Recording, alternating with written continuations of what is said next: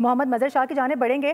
مظہر شاہ صاحب, آپ سے جاننا چاہیں گے, بغیر ثبوت پاکستان پر الزام لگاؤ, سچ چھپاؤ, عوام کو بیوقوف بناؤ, یہ تو وتیرہ رہا ہے ہمیشہ سے بھارت کی جانب سے. آپ تک اطلاعات کیا پہنچ رہی ہیں یہ بھی بتائیے گا, اور اس پورے واقعے کو کس طرح سے دیکھ رہے ہیں؟ بسم اللہ الرحمن الرحیم. دیکھیں جی, بحیثیت کشمیری ہم بھارت کے اس طرح کے جھوٹے پروپیگنڈے کا تقریباً کوئی 77 سال سے سامنا کر رہے ہیں.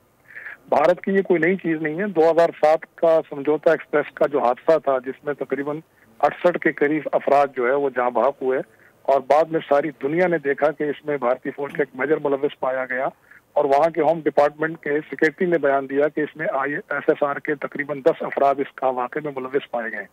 آپ بمبئی حملہ دیکھ لیں, آپ جو ہے 2013 میں جو ہے وہ اس کے بارے میں جو CBI کے افسر کے انکشافات تھے وہ دیکھ لیں, آپ پلوامہ کو دیکھ لیں, آپ اس طرح کے بے شمار واقعے ہیں. 2023 کا راجوری کا واقعہ ہے جو ابھی واقعہ ہے.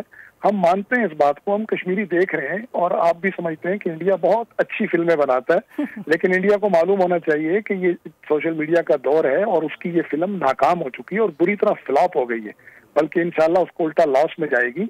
یہ کوئی نئی چیز نہیں ہے. انڈیا میں اس وقت جو منی پور میں جو 100 سے زیادہ گرجا گھر جلے گئے, ناگالینڈ میں جو کچھ ہے, وہاں دلتوں کے ساتھ جو کچھ ہو رہا ہے, 2019 کے بعد مقبوضہ کشمیر کی عوام کے ساتھ جو کچھ ہو رہا ہے, یہ اس سب کو چھپانے کے لیے اس طرح کے فالس فلیگ آپریشن وہ کرتا رہا ہے, اور اس میں اس کو بڑی مہارت ہے. یہ جو جنگی جنون میں مبتلا جو یہ اس کا ایک شوق ہے, یہ اس کے تحت کرتا رہتا ہے. جب بھی کوئی غیر ملکی دورہ انڈیا میں ہو یا انڈیا نے کہیں غیر ملکی دورے پر جانا ہو, وہ اس طرح کی اٹینشن لینے کی اس طرح کے واقعات کرتا رہتا ہے, اور کشمیریوں نے پہلے بھی اس طرح کی کوئی کام نہیں کیا. ہم انشاءاللہ ایک آزادی کی تحریک چلا رہے ہیں, اور اس طرح کے جو واقعات ہیں یہ انڈیا کے جھوٹے پروپیگنڈے کا حصہ ہیں, اور آپ دیکھیں کہ ایک پورا فلمی سین اپنایا گیا ہے. لیکن افسوس کے ساتھ ہمیں یہ کہنا پڑتا ہے کہ یہ فلم ان کی فلاپ ہو چکی ہے اور یہ نہیں چلی. جی